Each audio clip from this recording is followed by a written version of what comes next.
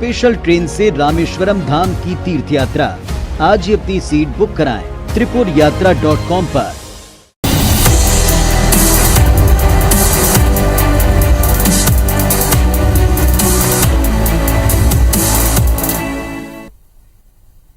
नमस्कार, आप देख रहे हैं IBC 24 और आपके साथ मैं हूं रुमाना अलवी। हमारे खास कार्यक्रम में आप सभी का स्वागत है। ऑनलाइन और फोन बैंकिंग ने हमारे जीवन को सरल बना दिया है। इससे हमें एक तरफ बैंक में घंटों की कतार होने से मुक्ति मिल गई है, तो वहीं दूसरी तरफ पैसों के लेन देन और खरीदी की असीमित आजादी भी मिल गई है। लेकिन थोड़ी सी लापरवाही बरतने पर यही सुविधा आपको कंगाल भी कर सकती है। छत्तीसगढ़ समेत अब पूरे देश में हर दिन साइबर फ्रॉड के सैकड़ों मामले सामने आ रहे हैं, जिसमें कभी OTP तो कभी बिजली बिल का ऑनलाइन भुगतान तो कभी दूसरे तरीके से साइबर ठग लोगों को अपना शिकार बना रहे हैं। रायपुर पुलिस लगातार ऐसे ठगों के खिलाफ कार्रवाई कर उन्हें गिरफ्तार कर रही है और मामले का खुलासा भी कर रही है। लगातार बढ़ते केसों को देखकर आप समझ सकते हैं कि कैसे अलग अलग तरीके से ठग लोगों को अपना शिकार बना रहे हैं। इस गंभीर विषय पर हमारे साथ चर्चा करने के लिए दो बहुत ही खास मेहमान जुड़े हैं। पेटीएम के जनरल मैनेजर अंकित राणा, जो हैं 2014 IIT बॉम्बे से इन्होंने पास आउट किया है। अंकित राणा पिछले 3 सालों से पेटीएम पेमेंट्स बैंक में महाप्रबंधक के रूप में काम कर रहे हैं और बैंकों में धोखाधड़ी की रोकथाम के लिए वो लगातार इस प्रक्रिया में सुविस्थित भी कर रहे हैं और साइबर फ्रॉड को लेकर लगातार जागरूकता अभियान में भी शामिल रहते हैं। आपका बहुत बहुत स्वागत है सर। Thank you. और साथ ही हमारे साथ मौजूद है रायपुर SSP प्रशांत अग्रवाल जी, जो 2008 छत्तीसगढ़ कैडर से IPS हैं। आपको बता दें कि प्रशांत अग्रवाल जी नक्सली इलाकों से लेकर बिलासपुर, दुर्ग जैसे प्रदेश के बड़े शहरों में SP की जिम्मेदारी निभा चुके हैं। वर्तमान में वो रायपुर के SSP हैं और साइबर क्राइम से लोगों को बचाने के लिए लगातार जागरूक अभियान भी चला रहे हैं। सर, आपका स्वागत है। Thank you. और दोनों से ही हम चर्चा करेंगे, लेकिन उससे पहले देख लेते हैं हमारी ये खास रिपोर्ट।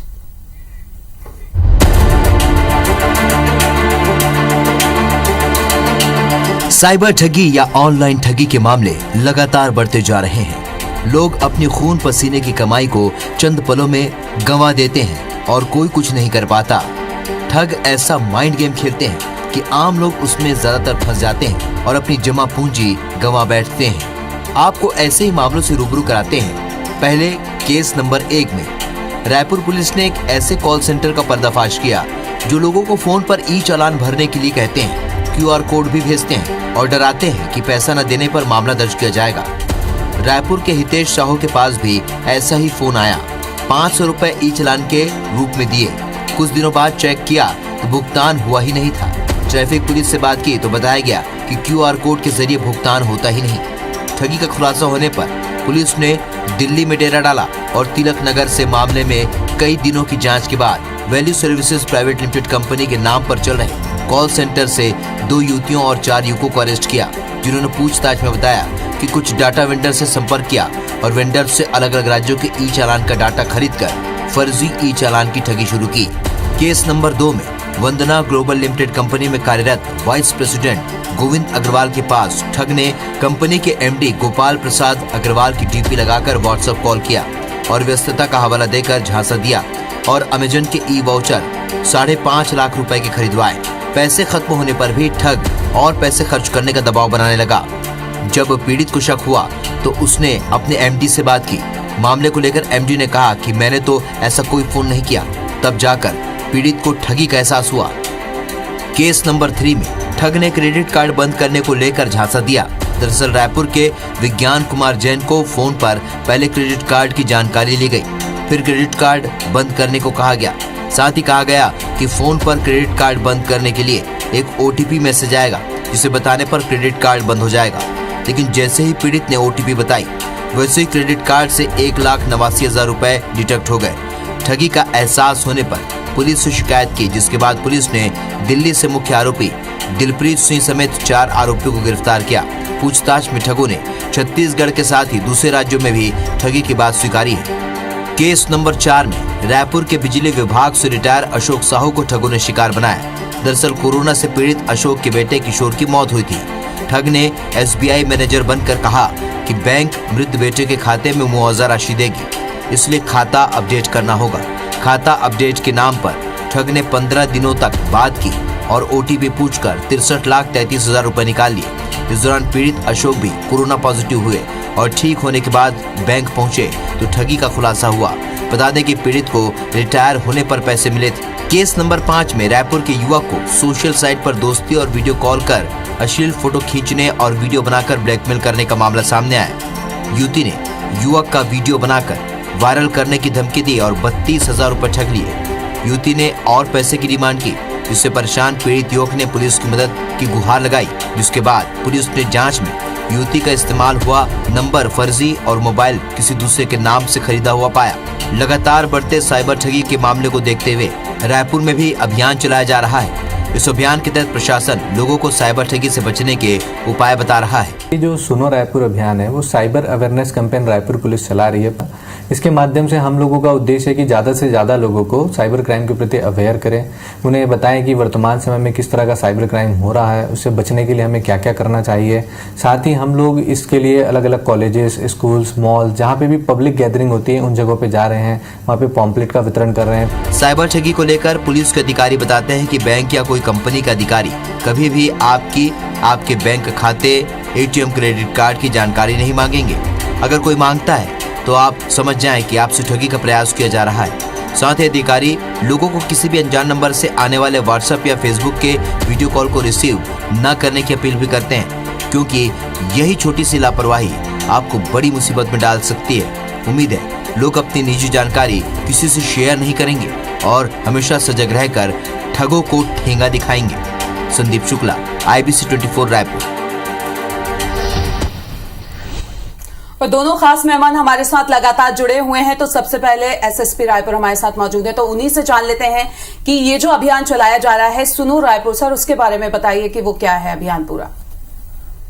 पिछले कुछ सालों की अगर अपन बात करें तो बहुत सारे जो लोग हैं स्मार्टफोन्स यूज करने लगे हैं, इंटरनेट का पेनिट्रेशन काफी बढ़ा है। और पिछले 2 सालों में खास करके कोविड का समय आया था, उस समय online payments, digital payments, social media का उपयोग बेहद ज़्यादा बढ़ा। जो लोग इसके आदत में नहीं थे वो लोग भी सोशल मीडिया का उपयोग करने लगे, डिजिटल पेमेंट्स को उपयोग करने लगे। और इस वजह से बहुत सारे साइबर क्रिमिनल्स भी इस अवसर को फ़ायदा उठाने लगे, क्योंकि बहुत सारे लोग ऐसे थे जिनको जानकारी नहीं थी कि पेमेंट्स कैसे होता है। वो इंस्टॉल तो एप्लीकेशन कर लेते हैं, बट बेसिक सेफ्टी कई बार उन लोगों को पता नहीं होती। और जरा सी लापरवाही से, जरा सी अज्ञानता से साइबर क्रिमिनल उसका बड़े आराम से बैठे बैठे फायदा उठा सकता है और आपका खाता खाली कर सकता है।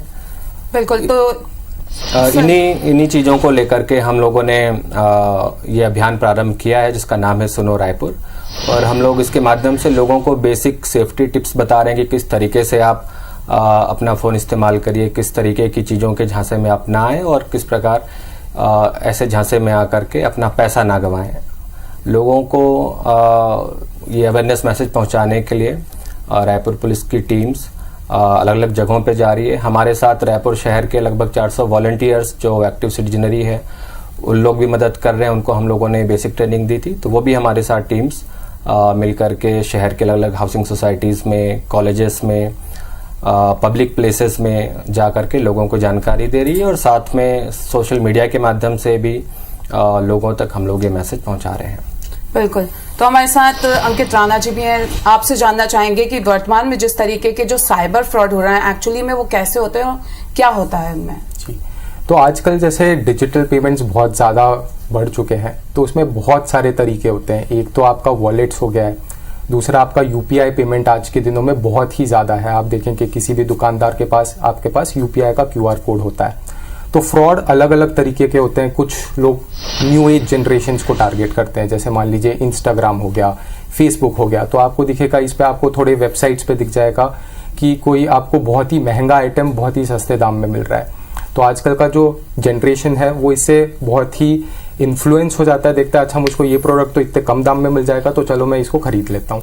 तो वो जाके उसका QR स्कैन कर देता है और बाद में उसको वो प्रोडक्ट मिलता ही नहीं है। तो इसके लिए सबसे आसानी वाली चीज़ तो ये है कि आप ट्रस्टेड वेबसाइट्स पे जाइए, आप वहीं से चीज़ें खरीदिए। सेकेंड ये होता है, कोई आपको बोल देता है कि आपको पैसा मिलेगा, एज अ कैशबैक मिलेगा, या फिर आप इसको स्कैन कीजिए आपको ये पैसा मिलेगा। तो उसमें क्या होता है, UPI से आपको पिन डालने के लिए बोल देता है वो। आपको एक चीज़ें ज़रूर ध्यान रखनी है कि पिन आप तभी डालते हैं जब आप पैसा दे रहे होते हैं किसी को, ना कि लेने के लिए। तो यूपीआई का पिन आप किसी के साथ शेयर मत कीजिए, जैसे आपका पासवर्ड रहता है, जैसे आपकी कार्ड की डिटेल्स रहती हैं, ऐसा ही सीक्रेट आपका ये पिन रहता है। तो ये आप किसी के साथ भी शेयर मत कीजिए। लास्ट चीज़ होती है OTP। तो OTP के बारे में बहुत अवेयरनेस है कि आपको OTP कहीं पे नहीं देना चाहिए। OTP का कॉम्प्रोमाइज़ आपका हो जाता है, मान लीजिए आपके कार्ड डिटेल्स ले लेता है फ्रॉडस्टर। तो फ्रॉडस्टर क्या करता है, किसी भी वेबसाइट पर जाएगा, आपके कार्ड डिटेल्स डाल देगा, वहाँ पे CVV डाल देगा, आपसे OTP ले लेगा। तो ये OTP हमें कहीं पे भी शेयर नहीं करना है। और आज की डेट पे अगर आप देखें तो आपका फ़ोन नंबर ही आपकी बेसिकली एक आइडेंटिटी बन गई है, आपका हैंडसेट आपका एक आइडेंटिटी बन गया है। तो you always have to keep your phone number safe. आपको ये कहीं किसी को नहीं देना है, अपना फ़ोन कभी किसी को नहीं देना है। तो इसके लिए फ़ोन पे, हर एक फ़ोन पे आजकल लॉक आता है, आप या तो नंबर डाल दीजिए या पैटर्न डाल दीजिए या अपना बायोमेट्रिक लगा दीजिए। तो इससे क्या होता है, जितने भी आपके बैंकिंग एप्लीकेशंस हैं या फिर पेटीएम जैसे एप्लीकेशन हो गया है, तो पेटीएम पे एक फीचर रहता है सिक्योरिटी शील्ड का। तो अगर आप इसको एक्टिवेट करेंगे तो अगर मान लीजिए मेरा फ़ोन कहीं रखा रह गया और कोई इसको एक्सेस भी करना चाहेगा, तो पेटीएम खोलने के लिए आपको ये अपना बायोमेट्रिक या फिर आपको ये पैटर्न एंटर करना पड़ेगा, जो कि आपका है, किसी और को नहीं पता होगा। प्रशांत सर, आपसे जानना चाहेंगे, जिस तरीके से अभी हम बात कर रहे थे अभियान के बारे में, क्योंकि साइबर क्राइम एक्चुअल में होता क्या है वो बताइए, क्योंकि लोग उससे ज्यादा अवेयर नहीं है और इसी की वजह से शायद ही गलतियां हो रही हैं या क्राइम बढ़ रहा है। साइबर क्राइम में बेसिकली आपका स्मार्टफोन या इंटरनेट को यूज़ करके जो साइबर फ्रॉडस्टर हैं वो आपको नुकसान पहुंचाता है। जो ट्रेडिशनल क्राइम की बात करें, जैसे चोरी हो गई, चोरी के लिए चोर को आपके घर आना पड़ेगा, कुछ ताला तोड़ना पड़ेगा, घर के अंदर घुसना पड़ेगा, फिर वो सामान चोरी करके लेकर के जाएगा। बट साइबर क्राइम में वो दूर बैठे बैठे वो आपसे कुछ जानकारी लेके, आपका फ़ोन हैक करके या फिर आपसे बात करके या आपको ल्योर करके आपसे जानकारी लेकर के वो बैठे बैठे क्राइम कर लेता है और आपको आर्थिक नुकसान उसमें होता है। अंकित जी, आपसे जानना चाहेंगे, जिस तरीके से अभी हम साइबर फ्रॉड के बारे में बात कर रहे थे, तो उससे बचने के लिए क्या करना चाहिए? तो उसके बचने के लिए देखिए, सबसे सिंपल तरीका है कि अगर आपको कभी भी कुछ डाउट हो तो आप वेट कर लीजिए। कोई बैंक, कोई बिजली विभाग आपको ये नहीं बोलता है कि आपका बैंक खाता आज बंद हो जाएगा, कोई ये नहीं बोलता है कि आपकी बिजली आज कट जाएगी। और आप हमेशा अपने ट्रस्टेड सोर्सेज पे जाइए। अगर आपको बैंक में कोई दिक्कत है तो आप प्लीज़ बैंक का कस्टमर केयर सर्विस नंबर पे कॉल कीजिए, आप उसका ब्रांच विजिट कीजिए। और कस्टमर सर्विस नंबर भी आप हमेशा बैंक की वेबसाइट पे या फिर बैंक के एप्लीकेशन से लीजिए, ना कि गूगल सर्च करके, क्योंकि वहाँ पे आपको कोई भी नंबर मिल सकता है। वो ट्रस्टेड सोर्स आपका बैंक ही है, बैंक की वेबसाइट या बैंक का एप्लीकेशन है। तो एक सिंपल तरीका तो ये है कि अगर आपको कभी भी डाउट हो तो आप थोड़ा सा थम जाएं। जिसको इसके बारे में थोड़ी ज़्यादा जानकारी है, आप उससे एक बार सलाह कर लीजिए कि मेरे पास ऐसा ऐसा मैसेज आया है, मुझे क्या करना चाहिए इस चीज़ में। मैसेज और कॉल्स की अगर हम बात करें अंकित जी, तो अगर हम देखें तो ये जो बेसिकली जो ये कॉल्स होते हैं या मैसेज किए जाते हैं, अगर जो सर्वे हुआ होगा या रिपोर्ट्स होगी या जिस तरीके से आप लोग लगातार काम कर रहे हैं, तो वो किन राज्यों के लोग हैं जो इस तरीके की वारदात को ज्यादा अंजाम दे रहे हैं? जी, आपका बहुत ही अच्छा सवाल है। तो पहले क्या होता था, अगर हम 1.5 साल 2 साल पहले की बात करें तो आपको मैसेजेस आते थे कि आपका KYC एक्सपायर हो गया है, आप इसको अपडेट कीजिए। अगर आप देखेंगे तो उसका एक हेडर होता था मैसेज का, जैसे PYTM हो गया, पेटीएम से अगर हेडर आ रहा है तो। ऐसी फ्रॉडस्टर्स क्या करते थे, इसको ट्वीक कर देते थे, PTMY कर दिया। तो इसमें क्या किया गया है, जो हमारा टेलीकॉम का रेगुलेटर है उसने बहुत ही अच्छी चीज़ की है कि जितने भी ये बल्क SMS जाते हैं, इसका एक टेम्पलेट वेरीफाई होना चाहिए। पहले ये नहीं हुआ करता था। तो अगर आप देखेंगे तो अब ऐसे मामले बहुत कम हो गए हैं। अब लोग क्या कर रहे हैं, अब लोग अपने इंडिविजुअल नंबर से मैसेज भेज रहे हैं। तो ये जनता के लिए बहुत ही देखने की चीज़ है कि आपको अगर कोई मैसेज किसी इंडिविजुअल नंबर से आया है तो आप उसको आराम से इग्नोर कर सकते हैं, क्योंकि बैंक या फिर कोई भी आपकी एंटिटी ऐसा इंडिविजुअल नंबर से आपको मैसेज कभी नहीं भेजेगा। तो वो हमेशा एक वेरीफाइड हेडर से आपके पास मैसेज आएगा। प्रशांत सर, जिस तरीके से लगातार हम बात कर रहे हैं, आप लोगों ने अभियान भी सुनो रायपुर चलाया हुआ है, तो उसकी जरूरत क्यों पड़ी कि इस तरीके का अभियान चलाना चाहिए और लोगों को अवेयर करना चाहिए? इसमें क्या है, बहुत आसानी से लोग झांसे में आते हैं।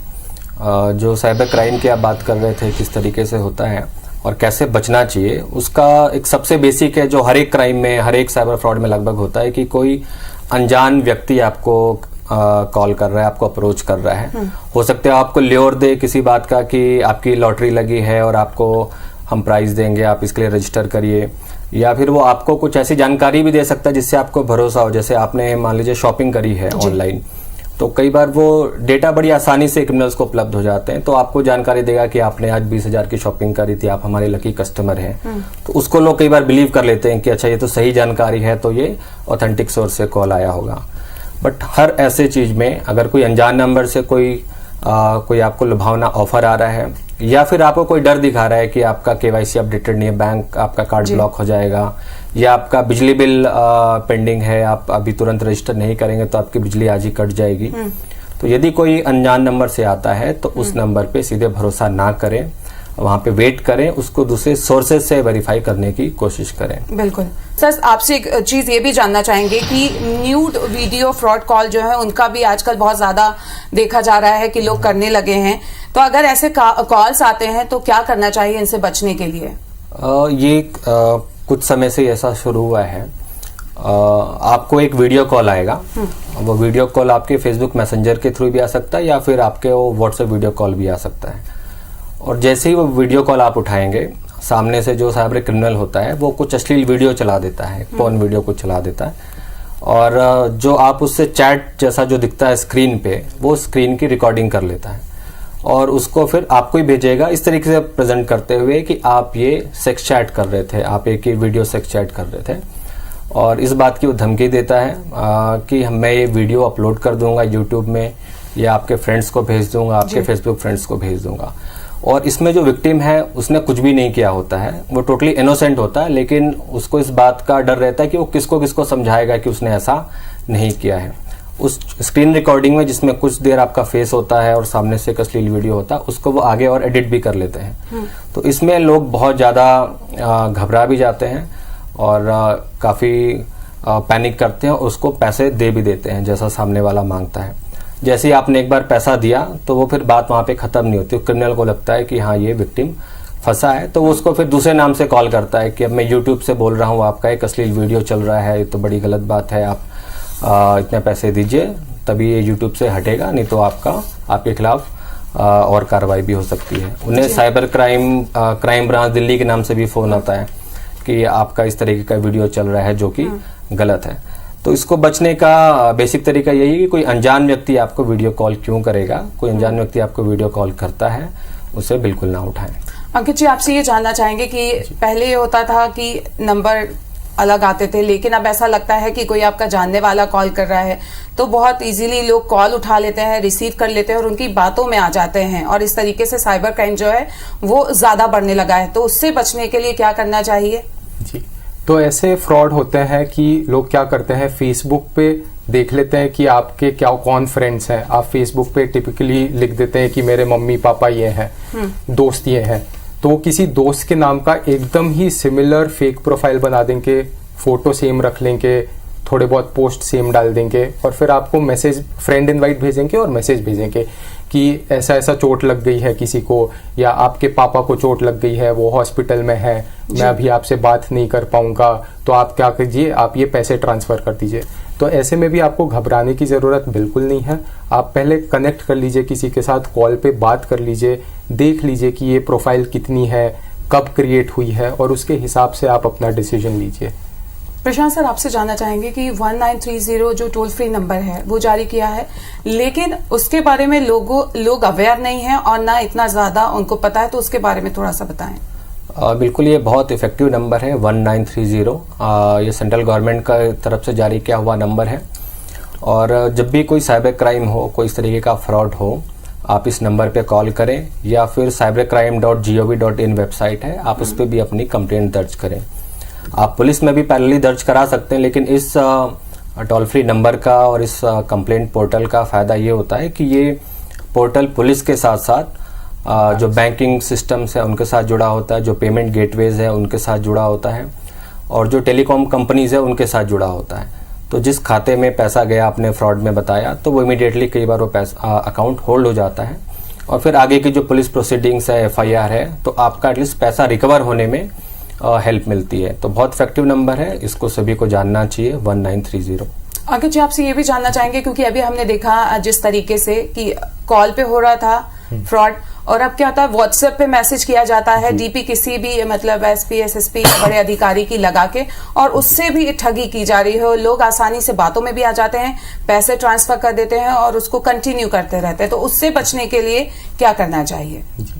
तो इसमें यही रहता है, काफ़ी हम देखते हैं कि लोग बोलते हैं कि मैं इंडियन आर्मी से बोल रहा हूँ, और आप टिपिकली अगर OLX पे कुछ ऐड डालते हैं तो वो बोल देते हैं कि मुझे ये सामान खरीदना है, आपको व्हाट्सएप पे कांटेक्ट करते हैं इंडियन आर्मी का या फिर किसी भी बड़े अधिकारी का फोटो लगा के बोल देते हैं मैं अभी नहीं आ पाऊँगा वहाँ पे क्योंकि मैं बिजी हूँ, तो आप एक काम कीजिए, आप ये QR कोड पे स्कैन कर दीजिए और आपको ये पैसा मिल जाएगा। तो जैसे मैं पहले भी बता रहा था, वो आपको बोलते हैं कि आपको पैसा मिलेगा इस चीज़ के लिए, QR कोड स्कैन करने के लिए, बट हमेशा जब भी आप QR कोड स्कैन करते हैं वो पैसा किसी को देने के लिए होता है। तो अगर कोई भी आपको बोले कि आप ये QR कोड स्कैन कीजिए और आपको पैसा मिल जाएगा, तो आप इस बातों में ना आए उनके। प्रशांत सर, आपसे भी जानना चाहेंगे कि लगातार हम देख रहे हैं कि साइबर क्राइम के जो केसेस हैं वो बढ़ते ही जा रहे हैं। तो अगर बात करें छत्तीसगढ़ की, तो ये अभियान क्यों आपने शुरू किया वो तो बता दिया, लेकिन किस तरीके से आप इससे लोगों को जागरूक करेंगे? क्योंकि हम देख रहे हैं अभियान कंटिन्यू चलाया जा रहा है, लेकिन लोग फिर भी जागरूक नहीं हो रहे हैं। नहीं, हमारी यही कोशिश है कि लोग इन बातों को समझें, और कई सारे लोग हमने देखा है कि इस अभियान को जानने के बाद भी अलग अलग माध्यमों से जब उनको जानकारी मिली तो इसको लेके अलर्ट भी हुए हैं, और कई लोग ऐसे हैं जो इन झांसों में नहीं फंसे और अपना पैसा गंवाने से बचे। लेकिन ये मैसेज ज़्यादा से ज़्यादा लोगों तक जाए, यही हमारी कवायद है इस पूरे अभियान में। हम लोग स्कूल्स में भी गए ताकि बच्चे अपने पेरेंट्स को भी बताएं। कई बार जो पेरेंट्स हैं वो बहुत अच्छी से फ़ोन यूज़ नहीं करते, लेकिन बच्चे उनको कई बार बता पाते हैं। कॉलेजेस में गए, फिर एल्डरली जो लोग हैं उनके साथ भी फ्रॉड होते हैं, पेंशन वाले फ्रॉड होते हैं उनके साथ कई बार, तो उनको भी हम लोगों ने जानकारी दी। तो कोशिश है हमारी कि हर तबके के लोग तक हम पहुंचे, क्योंकि हर टारगेट ग्रुप, अलग अलग तरीके का टारगेट ग्रुप इसमें साइबर क्रिमिनल्स लोगों को करते हैं, और कोई भी ठगी का शिकार हो सकता है यदि वो अवेयर नहीं रहे। अंकित जी, अगर आपसे ये जानना चाहें, अगर हम मंथली बात करें तो कितने साइबर फ्रॉड के जो केसेस हैं वो आप तक आ रहे हैं, और किस तरीके से अब आगे आप लोगों को अवेयर करेंगे? जी, तो अगर आप देखें जो पोर्टल के बारे में बता रहे थे 1930 और साइबर क्राइम पोर्टल जो है, इस पे जितने भी आप कंप्लेंट्स रजिस्टर करते हैं तो इस पे सारे बैंक्स भी जुड़े हुए हैं। तो इस पे जो हमारे पास मामले आते हैं वो रायपुर की अगर हम बात करें तो लगभग 50 के आसपास मामले आते होंगे हफ्ते के, 50 से 60 मामले आते होंगे हफ्ते के रायपुर एरिया के।